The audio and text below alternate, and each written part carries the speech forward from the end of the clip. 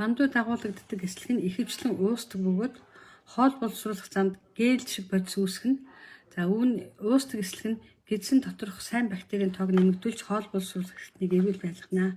Вандуйн тосны гүрчил ботратыг таны биед нийлэгжүүлэхэд тусалж бүдүүн гидсний өрөвсөл хавдлаас сэргийлж яадаг. Мөн сапонын агуулдаг учраас хавдлаас сэргийлж хавдрын эсийн өсөлтийг дарамжуулж өгдөг байна. Вандуйн дагуулагддаг холин нь мэдрэлийн эсүүдэд химийн дамжуулалтыг үүргийг гүйцэтгэдэг нейротрансмиттерийн нийлэгжүүлэхэд чухал үүрэг гүйцэтгэх нь энэ ялангуяа няраа бага насны хүүхдүүд онцгой ач холбогдолтой байдаг. Тийм учраас хөхүүл инженер маань юм уу жирэмсэн инженер маань вандуй сайн идж байгаарай.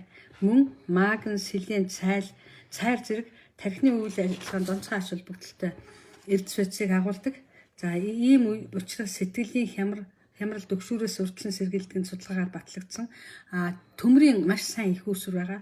За төмөр маань одоо ямар үүрэгтэй вэ гэхээр улаан эсийн нийлэгжилт болон биеийн өсөлт, тархины хөгжил, булчингийн бодисын солилцоонд чухал үүрэг гүйцэтгэдэг. За вандуйн дагуулагдах витамин С нь төмрийг шингээх туслана. За уургийн өндөр агуулмжтай төмрөөр баялаг тул цагаан хоол ногоон хоолтонд онцгой ач холбогдолтой. Чикпе буурцагт вандуй. Газрын самрын нэг овгийн буурцагт ургамлын нэг юм. За буурцагт вандуй нь цусны чихрийн хэмжээг хянахад тусалдаг. Удаан шингэдэг, цардуултай байдаг.